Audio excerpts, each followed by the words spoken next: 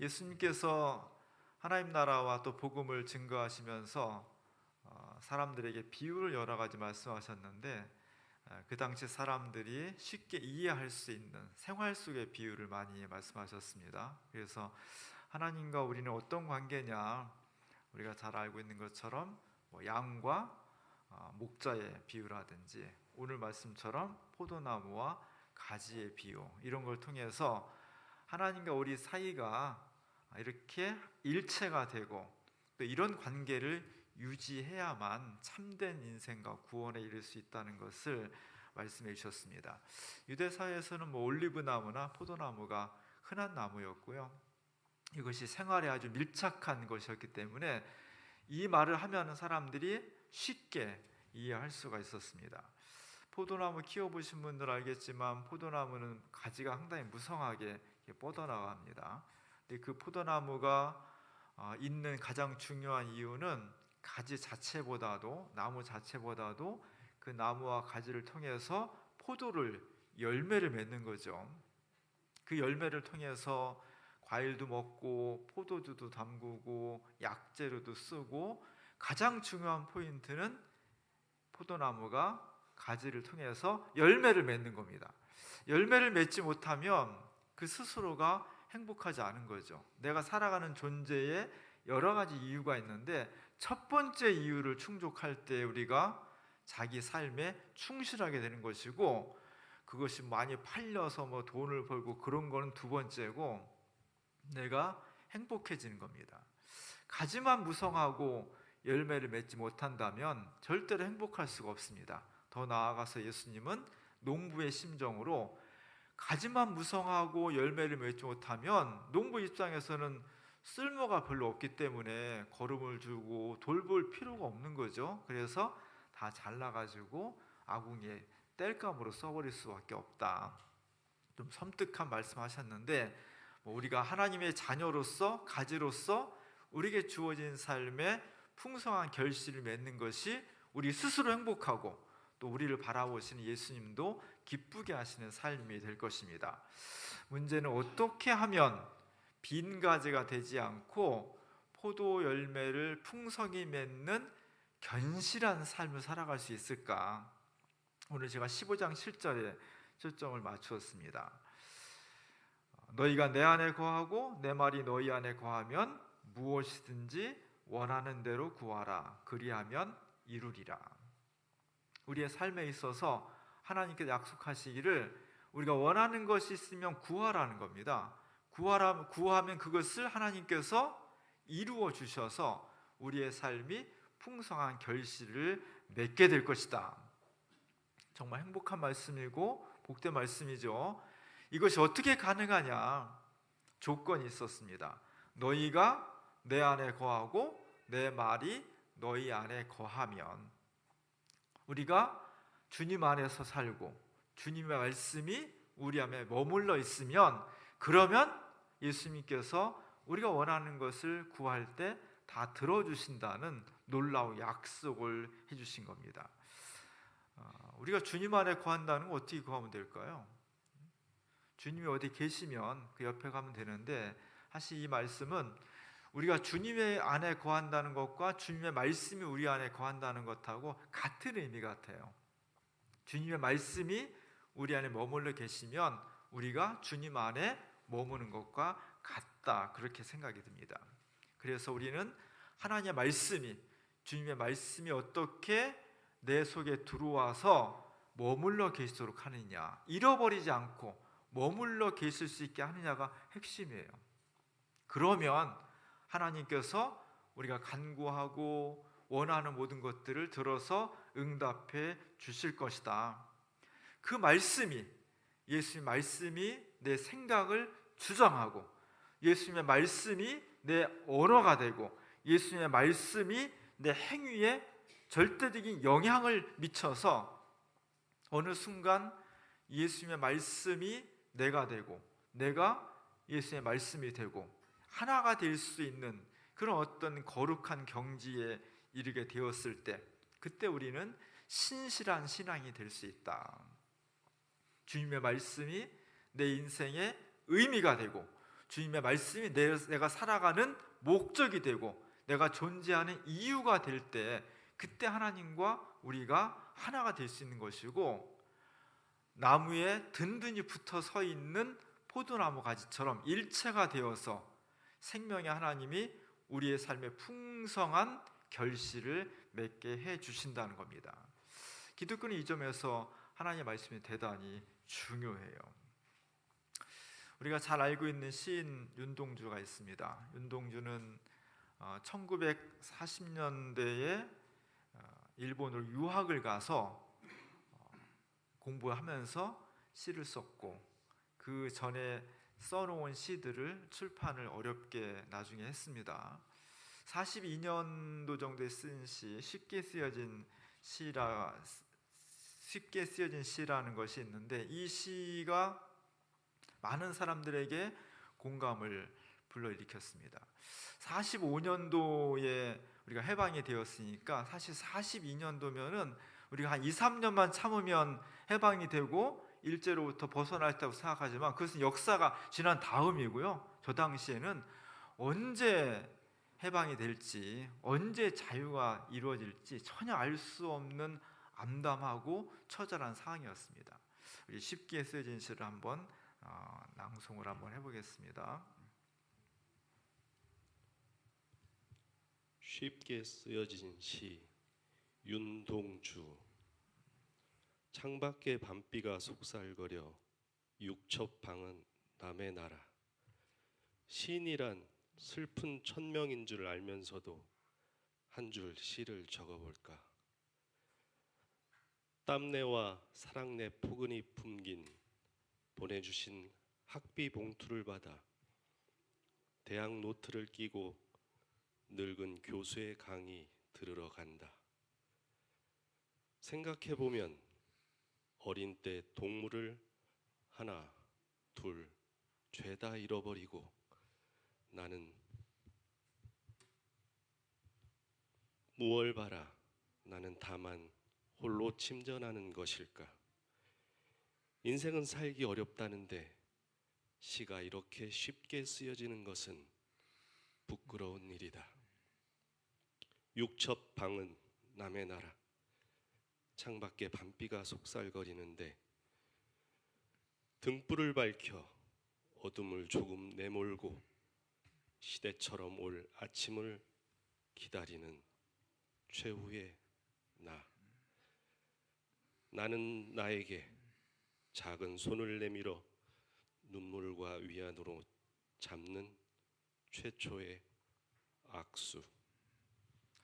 우리 조기호 집사님이 아주 80년 전에 윤동주 시인으로 빙의해서 잘 읽어주었습니다. 제목은 쉽게 쓰여진 시인데 사실은 내용은 쉽게 쓸 수 없는 시죠. 육첩방은 다다미 6개가 깔린 아주 작은 방이고요. 일본은 온돌이 아니기 때문에 굉장히 비가 오면 좀 춥습니다. 추운 밤에 비가 내리는데 육첩방에 혼자 앉아서 다다미방에 앉아가지고 고향이 그립고, 그리고 자신의 삶이 아프고 민족의 현실이 암담한 그런 내용들을 쭉 읊고 있는 거예요. 어찌 이것이 쉽게 쓴 시겠습니까? 많은 고뇌와 아픔과 상처와 눈물과 절망 속에서 만들어진 시가 바로 이 시였습니다. 하나님의 말씀도 생명의 말씀이고 구원의 말씀인데 이렇게 쉽게 쓰여지지 않았어요. 오늘 제가 주보 그림에 사도 바울을, 성경을 쓰고 있는 사도 바울을 실었습니다. 한 400년 전에 렘브란트가 바울을 주제로 해서 그림을 그렸습니다. 하나님의 말씀을 쓰고 있는 바울의 모습이에요. 사실 바울은 교회의 개척자입니다. 2000년 전에 초대교회는 교회라는 제도도 없었고 건물도 없었고 무슨 신학도 없었고 교리도 없는 상황이에요. 뭘 하고 싶어도 초창기에 이 길을 개척하는 바울이 다 만들어서 해야 됐어요. 그러다 보니까 공격도 많이 받았죠. 선교한다는 것 때문에 모함도 많이 받았고요. 테러도 많이 당했습니다. 그리고 몰래 쫓겨나기도 했고 선교하러 다니다가 배가 부서져가지고 죽을 고비도 넘겼고요. 마침내 사도 바울은 참수형으로 순교하게 되죠. 어느 곳이든지 누군가 길을 닦아놓은 길을 따라가는 사람보다는 없는 길을 만들어서 가는 사람이 훨씬 힘든 거예요. 사도 바울은 기독교 2000년 역사의 최초의 이 길을 놓은 사람입니다. 그러다 보니까 험난하고 힘든 위험한 일들이 굉장히 많았어요. 그럼에도 불구하고 사도 바울은 자신의 혼신의 힘을 다해서 이 길을 만들고 있는 겁니다. 오늘 편지는 어느 감옥에서 쓰는 것으로 설정이 되어 있습니다. 편지를 쓰려고 쓴 것이 아니라 자기가 개척해놓은 여러 군데의 교회들에서 소식을 들으니까 이런저런 문제가 많이 발생을 했다는 거예요. 예나 지금이나 교회의 문제는 간단치가 않습니다. 세상의 문제는 경제면 경제, 정치면 정치, 법대로 하면 돼요. 그러나 교회는 믿는 사람들끼리 서로 감정이 상할 수도 있고 또 오해가 생길 수도 있고 신앙의 입장과 경험이 다를 수 있어서 그렇게 한 번에 딱 무자르듯이 법적으로 할 수가 없는 거예요. 그러다 보니까 이 문제를 해결하려는 사도 바울 입장에서는 너무 많이 힘듭니다. 간단치가 않아요. 그래서 그는 고민을 하게 됩니다. 오늘 사도 바울은 늘 이분이 나올 때마다 말씀의 검을 상징하는 칼이 그 옆에 세워져 있습니다. 렘브란트도 칼을 수직으로 세웠습니다. 하나님 말씀을 전하고 교회 문제를 해결할 때 어떤 불공평함이나 사사로운 감정이나 이런 것을 해서는 안 된다는 거예요. 수직의 칼을 통해서 아주 엄정함으로, 분명함으로, 확실함으로 교회의 말씀을 증거하는 것이 필요하다는 것입니다.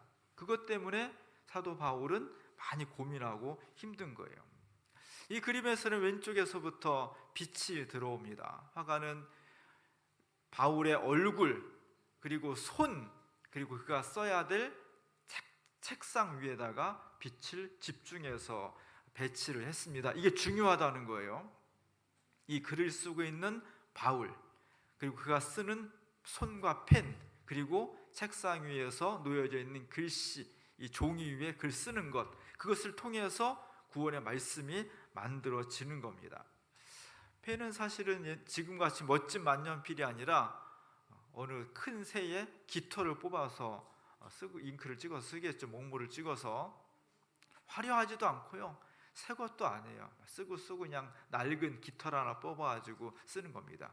중요한 것은 저 펜을 통해서 하얀 종이 위에 쓰여지는 내용이, 그 내용이 우리를 구원하고 세계 역사를 변화시킬 수 있는 생명의 말씀이고 구원의 말씀이라는 것이 중요한 것입니다. 사도 바울이 이런 편지를 쓸 때 윤동주가 쉽게 쓰여진 시라고 말하는 것처럼 그렇게 쉽게 쓰여지지 않았습니다. 참으로 어려운 과정을 통해서 힘들고 고뇌에 찬 모습을 통해서 이 글을 쓰고 있는 거예요. 그래서 오늘 사도 바울은 이마에다가 손을 짚습니다. 기독교 신앙은 인생과 역사와 연관된 문제이기 때문에 단답형으로 묻고 답할 수가 없어요. 누가 인생이 뭐냐고 물어본다면 인생은 이런 거야, 한마디로 대답할 수 있겠습니까? 거기에는 말로 할 수 없는 여러 가지 요소가 뒤엉켜 있고 복잡하기 때문에 많은 숙고와 경험과 그리고 자기 내면의 성찰을 통해서 그런 과정을 통해서만 어느 정도 대답을 할 수 있는 겁니다. 마찬가지로 복음도 예수님의 말씀이 바로 우리 개인의 삶과 역사에 아주 깊이 연관되어 있기 때문에 그냥 단답형으로 말할 수가 없는 거예요. 많은 숙고의 시간과 그리고 고민의 시간과 연구의 시간을 통해서 한 말씀 한 말씀이 만들어지는 것입니다. 더군다나 다른 철학이나 사상은 내 생각과 내 경험을 말하면 되지만 복음은 내 생각과 경험 이전에 예수님께서 어떻게 생각하실까? 주님의 뜻은 무엇인가를 묻고 추구하는 게 더 중요해요.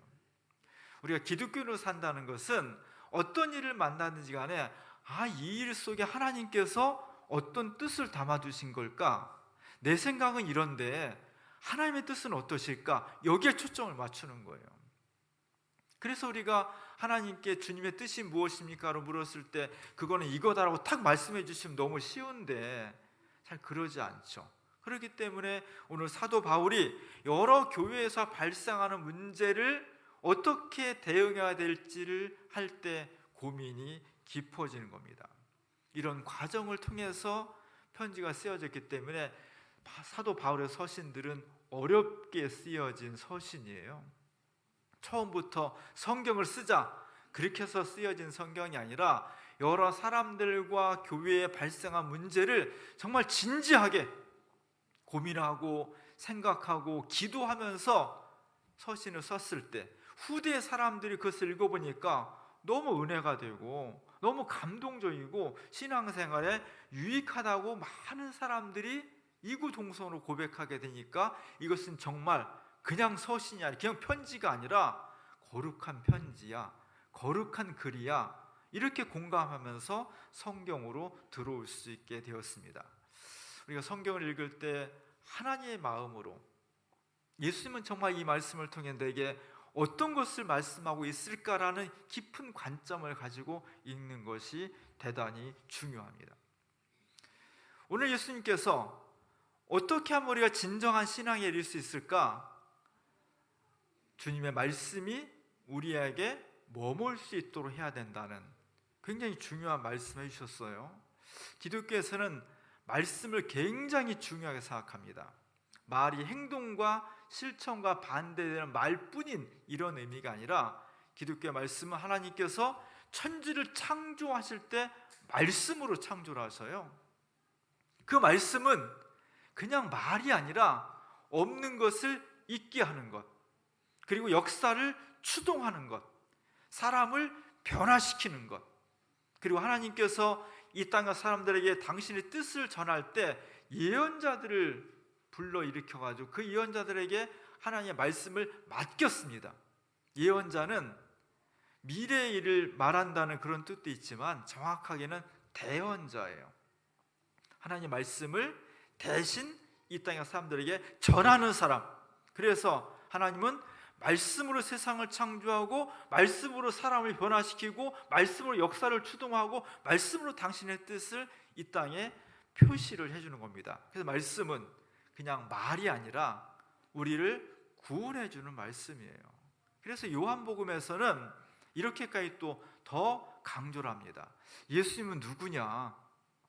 예수님은 말씀, 세상을 창조하고 생명을 있게 하고 인생과 역사를 추동해가는 진짜 이 역사의 힘, 권능, 그게 말씀인데 그 말씀이 몸을 입고 오신 분이 바로 예수님이다. 이렇게 말할 정도로 말씀이 소중하다는 것을 주장을 하고 있습니다. 우리가 이 신앙생활을 한다는 것, 교회에 나와서 예수를 믿는다는 것을 다시 단편적으로 정리를 하면 내 삶 속에, 내 마음 속에 어떻게 하면은 말씀이신 예수님을 잘 간직하고 그분이 떠나지 않도록 잘 머물 수 있도록 하느냐가 핵심이에요. 오늘 예수님 말씀처럼 그 말씀이 우리 안에 머무시면, 떠나지 않고 거하시면 우리는 주님 안에서 풍성한 결실을 맺을 수 있고 그 결실 맺는 가지를 하나님께서 사랑하시고 그 삶이 행복해질 수 있다는 것입니다. 예수님께서 제자들에게 씨 뿌리는 비유를 마태복음에서 말씀해 주셨습니다. 농부가 씨를, 요즘 한창 씨를 뿌리고 농사를 준비하는 철인데 옛날에는 농법이 발달되지 않아갖고 다 사람이 손수할 수밖에 없었죠. 씨를 뿌리니까 그 씨앗이 여러 군데 떨어졌다는 겁니다. 어떤 씨는 길가에 떨어지니까 새들이 와서 다 먹어버렸고, 어떤 씨는 땅에 떨어지긴 했는데 그 땅에 돌들이 많아서 돌 위에 흙이 얇아가지고 뿌리를 깊게 내리지 못해서 태양이 떠오르니까 뿌리가 타서 죽어버렸고, 어떤 씨는 잘 떨어지긴 했는데 그 주변에 가시나무가 많아가지고 자라 올라오는 것을 가시덤불들이 다 막고 있으니까 더 이상 자라지 못하고 다 죽어버리고, 근데 어떤 씨앗은 정말 좋은 밭에 떨어지니까 30배, 60배, 100배의 결실을 맺게 되었다.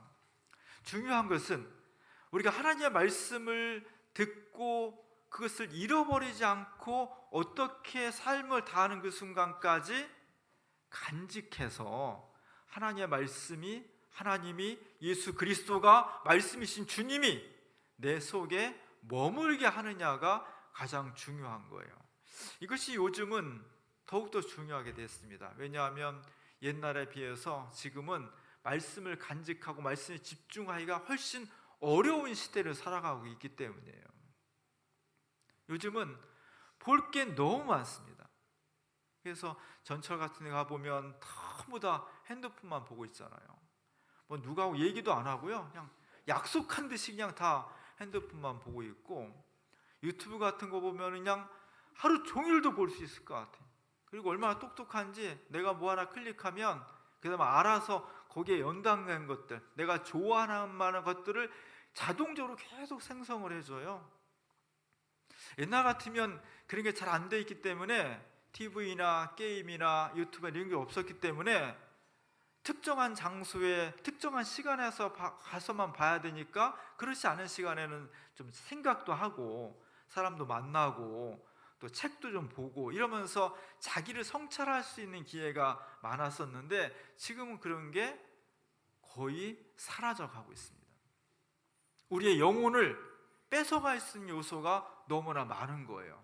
마치 길가에 떨어지는 씨앗처럼 우리가 많은 말씀을 받고 읽고 그러다 하더라도 순식간에 이것을 빼앗아 버려서 우리 마음속에, 우리 삶 속에 남지가 않는 거예요. 그래서 우리는 이를 악물고 하나님의 말씀을 잃어버리지 않도록 애를 써야 돼. 그게 제가 말씀을 간직하는 투쟁이라고 말했는데, 옛날에는 그것을 자연스럽게 가지고 있어도 말씀이 남을 수 있었고 그 간직된 말씀을 통해서 결실하기가 쉬웠습니다. 지금 그게 잘 안 된다는 거예요. 10배, 20배로 어려워졌습니다. 그렇기 때문에 이 말씀을 잃어버리지 않기 위해서 안간힘을 써야 되고 몇 배로 노력을 해야만 되는 그런 시대를 우리가 살고 있는 겁니다. 말씀을 잘 들었으면 좋겠습니다. 말씀을 잘 듣고 그 말씀을 간직하려고 노력을 해야 돼요. 우리 교인들은 매주 한 50명 정도의 교인들이 하나님의 말씀을 성서 일과를 쓰고 있습니다. 주보에 나오면 성서 일과를 쭉 써요. 그러면 그 중에 한 본문을 가지고 제가 설교를 하니까 여러분들이 쓰면서 미리 설교의 본문을 한번 읽어보는 거죠. 읽고 쓰고 생각해보고 느끼면서 하나님의 말씀이 주일에 설교를 통해서 내게 잘 전달될 수 있도록 미리 예비를 하는 겁니다. 미리 예습을 하는 거예요. 공부 잘하는 사람은요, 예습 복습을 잘해야 돼요. 그냥 수업 시간에 딱 듣고 공부 다 했다고 생각하는 사람하고 미리 한번 교과서 읽어보고 수업 끝난 다음에 한 번 더 복습하는 사람하고 점수가 똑같을 수가 없는 거예요.